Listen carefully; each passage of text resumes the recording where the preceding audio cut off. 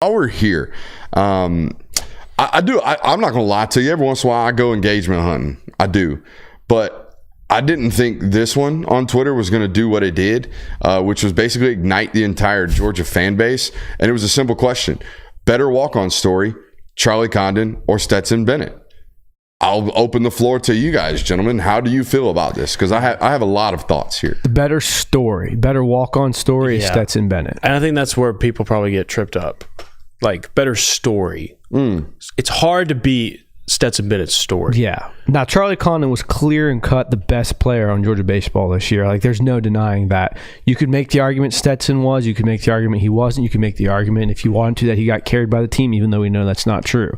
But the fact that Charlie Condon, I think, was clear cut the number one guy, went from walk-on to best player on the team. Best player in the country. Exactly. Caglione, Maybe, but like one of the best in the country. Yeah, one of the best in the country. But he'll be. I mean, he has higher odds of going number one overall than Caglione does, though. I believe it's certainly a success. Like, Charlie Condon's success story is out of this world. Like, there's no denying that. But I think the fact that Stetson, the coming to Georgia, walking on, being basically told to kick rocks, coming back, everyone knows the story. To win 2 national titles, what he did, the story for Stetson Bennett is so much better than Charlie Condon. All right, so I got 3 rebuttals here from a lot of people.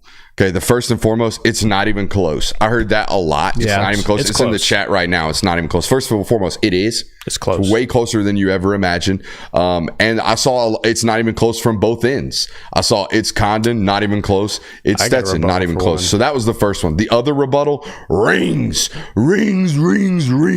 Stetson's got 2 rings. We don't do this to baseball players. We don't. I looked it up today. ESPN's top 100 baseball players of all time. Here's the top 10. Babe Ruth, Willie Mays, Hank Aaron, Ty Cobb, Ted Williams, Lou Gehrig, Mickey Mantle, Barry Bonds, Walter Johnson, Stan Musial. Here's the deal. If he didn't play for the New York Yankees, he barely has a ring. All right? Willie Mays, a singular ring. Second greatest baseball player of all time. 24 All-Star appearances. Hank Aaron, 1 ring. Home run leader. Ty Cobb, his name, I'm pretty sure, is on some trophies. 0 rings. Ted Williams, greatest hitter arguably of all time in terms of not home run guy, but like guaranteed 333, 335. I believe his career average is over 350. Like, Ted Williams, 0 rings. Barry Bonds, none. Walter Johnson, he's got 1. The best baseball players of all time, they weren't required to win rings to be in the discussion of greatest baseball player of all time. We don't do this to this sport. So that's my first and foremost rebuttal there for that one. And then the third and final one that I got all the time. Oh, well, baseball walk-ons are different than football walk-ons. I'm with you.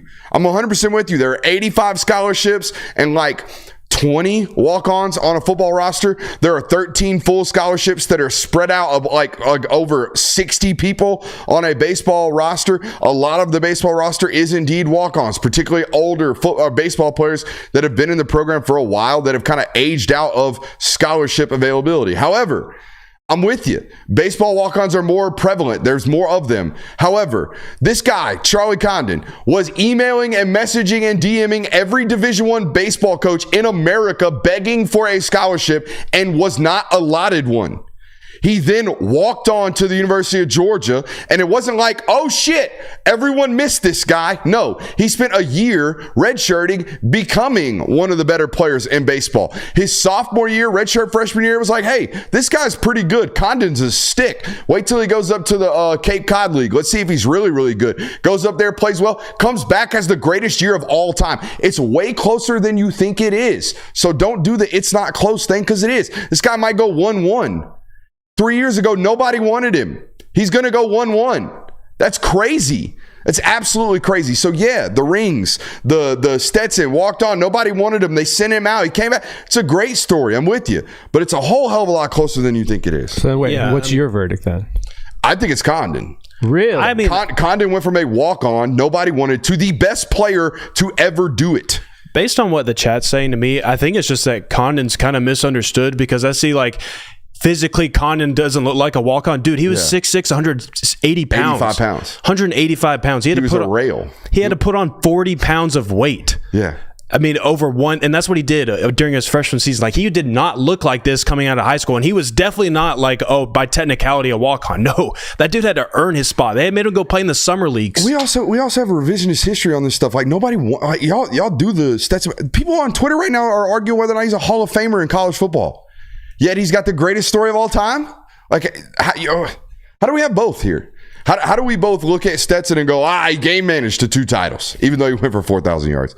Some people will do that to him. Okay. Well, he played on the greatest team of all time. He was just another guy on that roster. People will do that to him. And then we do this argument of, hey, who's the greatest walk-on ever at Georgia? And I know I threw Story in there, but who's the greatest walk-on ever at Georgia? And everybody's like, it's not even close, Stetson Bennett. Is it? Because I think it's a whole hell of a lot closer than you think. Yeah. I think it's definitely close, but I would still say it's Stetson Bennett. Fair. I mean, simply just because if you look at when you need him to perform most, Stetson Bennett always delivered. With the exception of the 2020 season, like you go back 2021 Natty, 2022 Peach Bowl, all those major games he delivered. Now, obviously, we talked about how the Super Regional might not have gone how Charlie Condon wanted it to, and that's not going to be what his legacy is, obviously. But when you think Stetson Bennett, you think, God, even if you think he's a game manager, even if you think all this, he played well when it mattered most. And I think that's how Stetson Bennett's going to be remembered against all odds. Obviously, really hard to compare either of them. Yeah, it is. I mean, you're comparing apples and oranges, really. I agree with you, though. It is a whole heck of a lot closer than what people think. Because, the whole, Stetson went to JUCO. Charlie Condon might as well have been in JUCO when he was in his freshman year. He was not with the team. He was playing summer ball completely away to earn his spot on the team. And then, he was about to go play D3 football just to play baseball at a D3 school. He had no options whatsoever. I agree with you. That's close. I'll still lean Stetson. Now, let me throw a wrench in this argument. Who's better if Charlie Condon and the Georgia Bulldogs win the World Series this year? Oh, I thought you were going to ask me, since Condon played quarterback in high school, who would play the other sport better? Nah, I'm not worried about that. If Georgia wins the World Series this year, if he goes to, even if he gets to a college football or baseball World Series, if they get to Omaha, I think this is remembered a little bit differently.